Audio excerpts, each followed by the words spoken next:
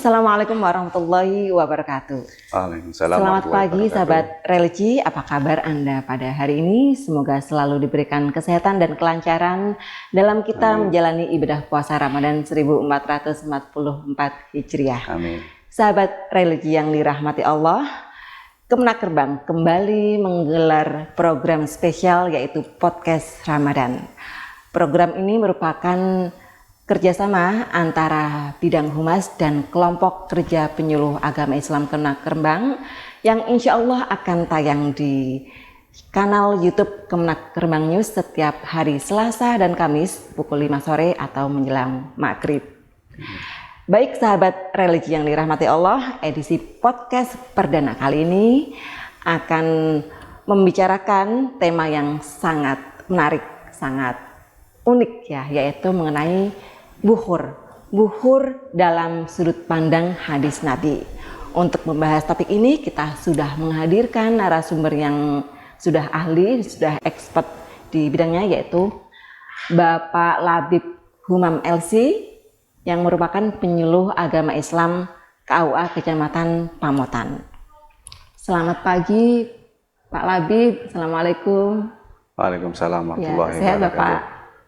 Ya, ini mendung ya, nggak panas ya. Hawanya pas. Iya, hawanya sangat pas. Temeni sama ini juga tabur-tabur buhur kayak gini kan. Oh, suasananya tabur buhur ya. Nah ini kita ngomong buhur nih. Saya jadi penasaran nih buhur. Saya baru mendengar istilah buhur kali ini.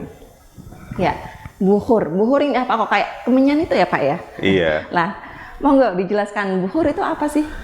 Assalamualaikum warahmatullahi wabarakatuh. Alhamdulillah wassalatu wassalamu ala rasulillah wa ala alihi wa sahbihi wa mawalah amma ba'd. Terima kasih atas waktunya Bu Iko. Ya. Buhur itu memang dari bahasa Arab ya, dari kata bakhara.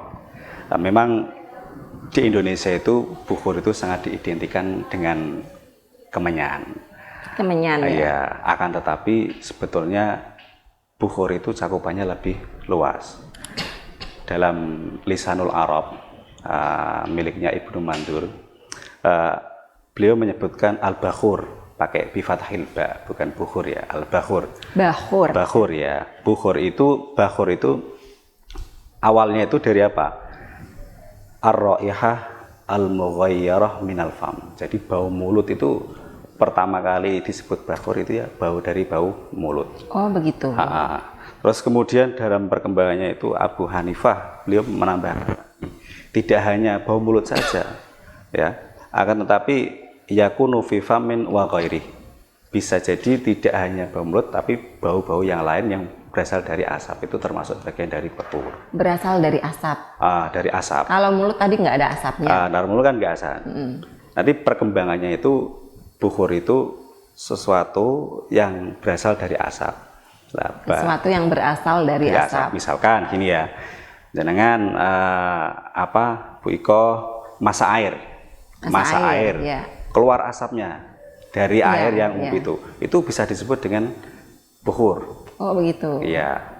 Terus itu namanya buhur ad-dukhon, jadi dari asap. Walaupun nggak ada baunya. Walaupun tidak ada baunya. Jadi ada asap-asapan, tapi dalam perkembangannya seperti yang dikatakan Muhammad Syahatah itu buhur itu ya wangi-wangian yang berasal dari asap itu tersendiri.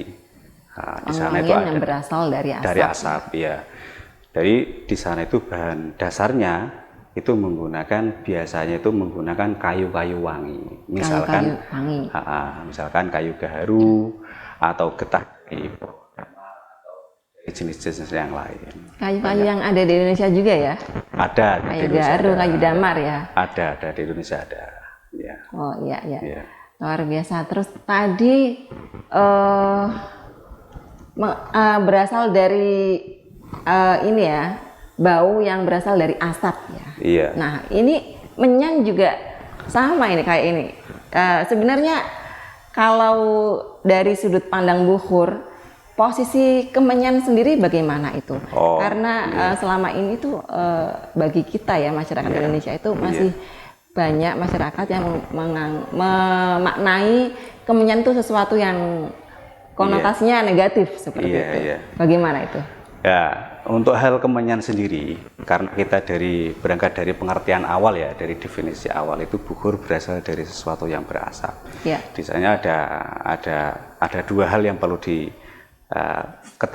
bahwasanya yang patut disebut bukhur itu satu ada asapnya, yang kedua berbau wangi. Ya, gitu.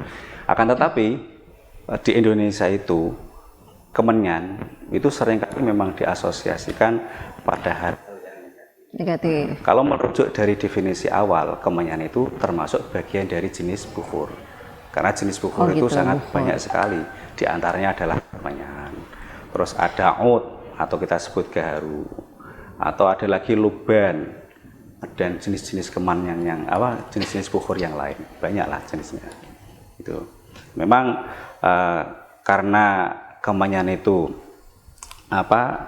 diasosiasikan dengan hal-hal yang negatif, perdukunan, maka sebagian orang itu lebih nyaman menggunakan diksi bukhur daripada diksi kemenyan. Sebetulnya bisa pakai diksi bukhur ya, iya. Terutama bagi umat Islam ya. Iya. Nah, kita akan membahas bukhur ya dalam perspektif hadis Nabi ya. Sebenarnya bagaimana sih kedudukan bukhur ini di ajaran Islam? Iya. Sebetulnya kan dari bukhur itu muncul bau wangi-wangian. Misalkan seperti ini. Ini kan salah satu jenis bukhur ya. Iya. Ini ada jenis yang namanya luban. Ini namanya luban. Luban itu dari getah dari pohon. Ini pohon apa itu? Pohon damar. Pohon damar ya. Pohon damar. Ini di zaman Nabi sudah ada. Sudah ada. Oh, begitu ya. Ya. Jadi waktu Rasul pun sudah ada. Ada bukhur ya. Sudah ada. Bahkan sebelum Rasulullah sudah ada. Karena bukhur itu sifatnya universal.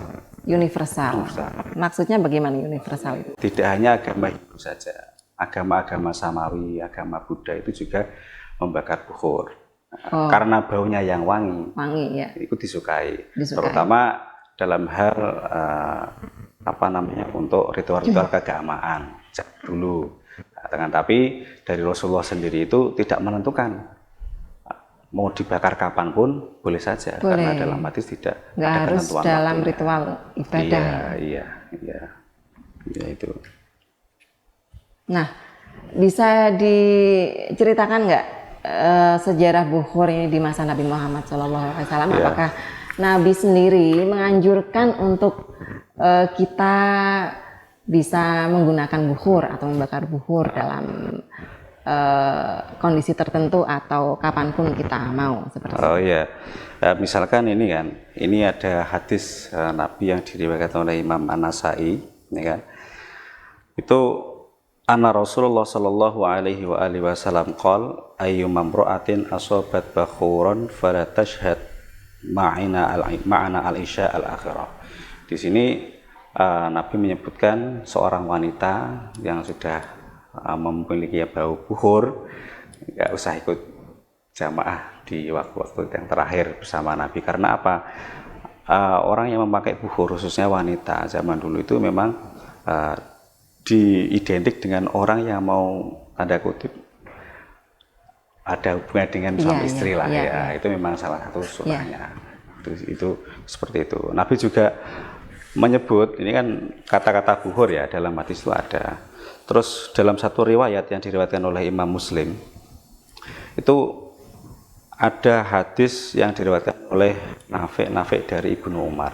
Ibnu Umar adalah Abdullah bin Umar bin Khattab, karena istajmiru al-bukhur ya kan. Tapi di sana redaksinya tidak pakai bukhur. Karena Ibnu Umar idza istajmara bil uluwah ghairu mutarrah wa bikafur yatruhahu ma'al uluwah. Tsumma qala hakadza kana yastajmiru Rasulullah sallallahu alaihi wasallam. Ibnu Umar ketika dia beristijmar ini ya, Imam Nawawi itu mengartikan adalah tabakhur, membakar bukhur. Nah, ketika tabakhur menggunakan apa? Di sini di redaksi hadis menggunakan al-uluwah. Ulama mengatakan al-uluwah ini adalah ud. Ud dalam bahasa Indonesia artinya adalah gaharu. Gaharu, kayu gaharu. Ghairu muttarah, maksudnya itu tidak dicampur. Au yatrahu, ya, au yatrahu ma'al uluwah. Ya. Maksudnya kadang Nabi itu ya membakar buhur hanya murni pakai kayu gaharu, atau terkadang dicampur dengan jenis buhur yang lain, yaitu jenis kafur. Buhur yang lain. Iya, kafur. Di sini ada 2 jenis buhur yang digunakan Nabi. Terus kemudian di akhir Ibnu Umar itu mengatakan hakada yastajmiru Rasulullah Shallallahu Alaihi Wasallam. Seperti inilah Rasulullah ketika membakar buhur itu. Di Arab juga banyak ya kayu gaharu ya. Kalau pohonnya saya kurang tahu, tapi di dalam apa namanya atorot itu kayak semacam yang jual-jual wangi-wangian itu memang ada jenis-jenis buhur yang sangat banyak sekali. Jenis buhur yang sering digunakan Nabi itu yang jenis apa itu? Yang itu oud. Yang oud ya? Iya, yang gaharu. Gaharu itu ya? Itu yang sering dipakai. Berarti negara kita ini negara istimewa ya sebenarnya? Iya. Di berbagai negara ada, salah satunya Indonesia. Salah satunya Indonesia. Dari Kalimantan ada. Ya, lantas itu penggunaan buhur pada masa Nabi. Yeah. Dan sekarang ini, masa kini, apakah tradisi buhur itu masih ada? Tradisi buhur itu masih ada sampai sekarang. Sebagian orang itu memang ada yang hobi pakai buhur, khususnya dalam majelis-majelis tertentu ya. Misalkan ada majelis taklim, salah satu pondok pesantren di Jawa Timur. Ketika ada majelis zikir, beliau itu membakar buhur. Terus kedua ada majelis Maulid Nabi. Karena apa? Ya. Di dalam Syarah Sahih Muslim, Imam Nawawi itu menyebutkan bahwasanya membakar buhur saat majelis ilmu itu tidak apa-apa, disunahkan bahkan disunahkan. Dan yang unik lagi, tadi kan ada hadis riwayat Imam Muslim ya. Di dalam selain Imam Muslim itu ada hadis lain yang diriwayatkan oleh Imam An-Nasai. Dan Imam Nasai itu lebih spesifik menyebutkan hadis buhur itu dalam judul yang namanya buhur. Ya. Judulnya buhur, babnya buhur. Dan hadisnya cuma satu, yaitu hadis tentang istijmar ini. Maksudnya ya istijmar membakar buhur itu. Ya. Terus ada lagi hadis musalsal bittikhadil buhur. Nah, ini hadis musalsal yang sangat unik sekali karena memang jarang ditemui hadis musalsal ini. Hadis musalsal ini kebetulan diriwayatkan oleh ulama hadis dari Indonesia. Gimana bunyi hadisnya seperti apa? Iya, yaitu Syekh Muhammad Yasin Al-Fadani. Saya itu bukakan ya di bukunya. Ini kitab Al-Buldaniyat. Ulama asal Indonesia ya? Kalau tidak salah. Ulama asal Indonesia. Beliau meninggal tahun 1990. Jadi ulama di Makkah. Iya, betul. Jadi dalam kitab Al-Buldaniyat ini adalah kitab karya Dr. Usama Sayyid Al-Azhari ketika beliau melakukan penelitian di Indonesia. Beliau itu mendapati satu hadis yang sangat unik sekali, yaitu hadis musalsal bittikhadil buhur. Hadis musalsal cara membakar buhur. Hadis musalsal itu sendiri itu begini, ketika orang mau meriwayatkan hadis, itu dengan cara-cara tertentu. Nah, setiap rawi itu mempraktekkan cara membakarnya. Oh begitu. Sampai dengan Ibnu Umar sampai Rasulullah. Nah, kebetulan beliau itu Dr. Usama itu mendapatkan hadis ini dari Kalimantan, dari muridnya Syekh Yasin Al-Fadani. Namanya dari Kalimantan. Salah satu muridnya Syekh Yasin Al-Fadani namanya Syekh Ahmad Asy-Sya'rani.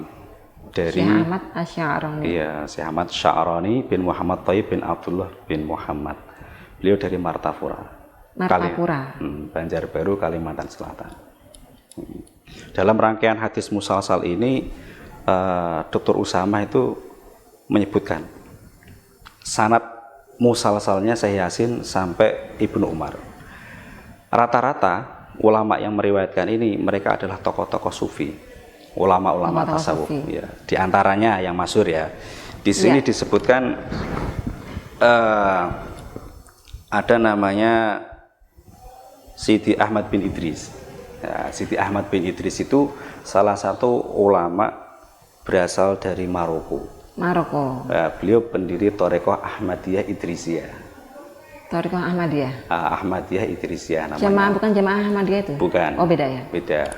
Beliau masih duriahnya Rasulullah, pendiri Thariqah Ahmadiyah Idrisiyah, yang masyhur dengan sholawat adimiyahnya. Terus Ahmad bin Idris mempunyai guru namanya Abdul Wahab At-Tazi. Abdul Wahab At-Tazi itu yang kita terkenal di Indonesia, yang masyhur dengan sholawat nariyah. Sholawat nariyah. Ya, itu rangkaian sanadnya membakar bukhur Yasin sampai Ibnu Umar, itu diantara ulama yang terkenal itu. Kalau di Indonesia siapa aja sampai sekarang ya? Yang apa? Yang masih menggunakan tradisi bukhur ini? Banyak. Masih banyak ya? Banyak. Pertama di kalangan habaib ya. Di kalangan habaib ketika ada acara maulid itu 90% pasti bakar bukhur. Bukhur. Iya. Kalau di Arab apa lagi ya? Di Arab ya. Di Arab juga ada. Di sekitar Masjidil Haram Masjidil Haram ya, kalau kita lihat di YouTube itu kan ada di sekeliling Masjidil Haram ada orang di video bawa bukhur itu kan ke lingkungan Masjidil Haram. Ada. Memang bagian dari wangi-wangian itu sendiri. Iya, iya.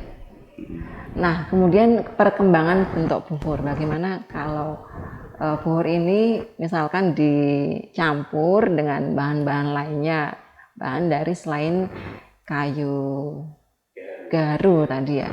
Kalau di toko-toko ya, di toko-toko wangi gitu ya, kita sering mendapati ada semacam aromaterapi seperti itu. Itu apakah masuk dalam kategori bukhur itu? Itu bisa dibakar juga itu aromaterapi. Dalam perkembangannya itu memang jenis bukhur kan yang konvensional atau yang tradisional kan seperti ini. Jadi ini ada arang bara, terus kemudian ini ada bukhurnya kita bakar. Ini yang tradisional. Terus yang konvensional lah, yang semi konvensional itu yang lebih simpel. Kita tidak perlu bakar arang, tidak perlu menabur. Misalkan kita biasa menyebutnya dupa. Kalau cuman arang terus dikasih minyak wangi, dibakar, menimbulkan bau wangi, itu disebut bukhur nggak? Bisa jadi bukhur. Bisa ya. Jadi bentuknya itu bisa macam-macam ya. Bunga pun juga bisa. Bunga pun bisa. Bunga melati, bunga mawar. Mawar, iya itu bisa. Oh gitu. Jadi ya. bahan dasar dari bukhur itu. Itu tapi di Indonesia kalau ada kemenyan terus namanya ada bunga-bunga itu sampai sekarang pun masih ada yang ini ya menganggap itu sesuatu yang negatif seperti itu ya. Iya memang betul ya. Nah ini pemirsa berarti tergantung sama niatnya, sekali lagi tergantung sama niatnya. Kalau hanya niatnya hanya untuk wangi-wangian, misalkan mendukung kita dalam beribadah, itu justru malah disunahkan oleh Nabi ya. Gitu. Namun kalau ada tujuan lain, misalkan seperti apa tujuan lain itu? Tujuan lain itu kan kadang kita mengasosiasikan menganggap ini bagian dari untuk ritual-ritual tertentu yang mengarah pada kesyirikan. Jadi itu sebaiknya memang dijauhi ya, karena memang untuk menghati-hatilah untuk menghindari fitnah, untuk menghindari fitnah. Tapi kalau untuk ini yang masih dipersepsikan masyarakat sebagai hal-hal yang negatif. Gitu tapi ya kita harus itu juga klarifikasi. Apakah niatnya orang tersebut tujuannya ketika tujuannya mengarah untuk kesyirikan enggak? Kan kita memang seringkali itu maaf ya, wah itu orang membakar bukhur, itu orang membakar kemenyan. Bahkan ini di podcast Kemenak ini mau Kemenak Rembang mau buka praktek perdukunan berarti ya. Nah, ini kan enggak juga kan, karena ini kan kalau saya sendiri itu justru sering bakar aromaterapi di rumah gitu biar baunya memang wangi. Ternyata itu masuk dalam salah satu kategori bukhur. Kategori bukhur. Itu bakarnya yang pakai itu ya, pakai alat itu kayak lilin seperti itu. Lilin terus ada tempat kayak dari gerabah gitu atau semacam cairan terus dibakar gitu. Bau wangi. Terus ada lagi model yang bentuknya itu kalau kita biasa menyebut diffuser, semacam alat di bawahnya itu ada air. Terus dikasih tetes minyak aromaterapi, kita on kan, terus kemudian keluar asap. Itu juga itu termasuk bagian dari bukhur, tapi model bukhur yang lebih modern. Lebih modern. Iya. Tidak hanya sekedar pewangian saja, tapi bukhur itu punya manfaat untuk aromaterapi. Aromaterapi, menenangkan pikiran, relaksasi juga ya. Betul, iya. Ya, subhanallah, luar biasa, masya Allah ya, dari penjelasan dari Bapak Labib Fuham ini cukup memberikan pencerahan ya kepada kita semua bahwa bukhur ini seperti ini. Kemenyan sebenarnya termasuk dalam salah satu jenis bukhur, asal digunakan dengan tujuan yang baik dan niat yang baik. Ya sebetulnya kita tergantung niatnya lah. Lah ulama itu mengajarkan kita bagaimana cara kita membakar bukhur, niatnya bagaimana. Ya. Ada itu penting. Ada. Salah satu ulama itu mengatakan begini, biar kita tidak salah niat dalam bakar bukhur atau dalam apapun lah, membaca kitab atau apa. Ya, niat membakar bukhur seperti niatnya para ulama yang soleh. Yang soleh. Ya, kan? Bisa disebutkan. Ya di antara di sini seperti apa? Ya nawaina, ya kan? Ya. Atau bahasa Indonesia juga bisa kan? Bahasa Jawa nih. Bahasa Indonesianya seperti apa? Saya berniat membakar bukhur seperti niatnya ulama salaf membakar bukhur. Seperti itu. Itu yang lebih simpelnya. Karena di sini banyak ada tokoh ahli hadis namanya Khatib Al-Baghdadi. Dia juga dalam rangkaian sanad musalsal membakar bukhur ini juga. Para aulia juga banyak di sanad ini. Ada banyak jumlahnya, apa perlu saya bacakan ya? Tabarukan ya. Bismillahirrahmanirrahim. Ini riwayat hadis dari Dr. Usama Said Al-Azhari. Beliau mendapatkan hadis qala haddatsana asy-Syaikh Al-Muqir Ahmad Asy-Sya'rani bin Muhammad Thayyib bin Abdullah bin Ahmad bin Yasin Al-Martafuri fi baitihi fi Madinati Martafura fi Banjarbaru fi Kalimantan Al-Janubiyah. Jadi Dr. Usama itu mendapatkan hadis musalsal ini dari salah satu muridnya Syekh Yasin Al-Fadani namanya Ahmad Sya'rani dari Kalimantan Selatan. Wa ra'aituhu yatabakharu bil 'ud min at-thayyib hakada. Jadi Syekh Usamah itu melihat Syekh Ahmad Sya'rani membakar bukhur dengan ud dengan cara seperti ini. Ya, gitu. Terus qala akhbarana Muhammad Yasin bin Muhammad Isa Al-Fadani. Lah ini ulama yang terkenal ya. Dari Padang tadi ya. Wa kana yatabakharu bil 'ud min at-thayyib hakada. Jadi setiap ulama ketika mau meriwayatkan hadis ini ya yatabakharu minal 'ud hakada. Ada contohnya cara bakarnya. Ada contohnya. Jadi rangkaian sanad ini menyebutkan seperti itu. Wa kana yatabakharu min at-thayyib hakada. Qala akhbarana Asy-Syaikh Ahmad bin Madhar Al-Adawi Al-Mujaddidi Al-Umari An-Naqsyabandi. Ini tokoh Thariqah Naqsyabandiyah bil Madinah Al-Munawwarah. Wa kana yatabakharu bil 'ud min at-thayyib hakada. Beliau Syekh Ahmad bin Madhar Al-Adawi Al-Mujaddidi Al-Umari An-Naqsyabandi ini meriwayatkan hadis musalsal bi ittikhadil bukhur di kota Madinah. Seperti itu, dengan cara itu. Qala haddatsana Sulaiman bin Muhammad bin Azib Al-Madani. Wa kana yatabakharu bil 'ud min at-thayyib hakada. Qala haddatsana Muhammad Nur Al-Idrisi Al-Maghribi Al-Madani As-Sufi fi Madinah Al-Munawwarah fi awal Syawal sanah 1277 Hijriah. Wa kana yatabakharu hakada. Qala haddatsana Muhammad bin Ali As-Sanusi Al-Khitabi wa kana yatabakharu hakada. Qala haddatsana As-Sayyid Ahmad bin Idris Al-Hasani Al-Maliki Nazilu Sabiyah wa kana yatabakharu hakada. Qala haddatsana Abdul Wahhab At-Tazi Al-Maliki wa kana yatabakharu hakada. Qala haddatsana Abdurrahman bin Ahmad bin Muhammad An-Nakhli Asy-Syafi'i bi Makkah wa kana yatabakharu hakada. Qala haddatsana As-Sayyid Abdullah bin Ali Bahsin As-Saqaf Alawi Al-Makki wa kana yatabakharu hakada.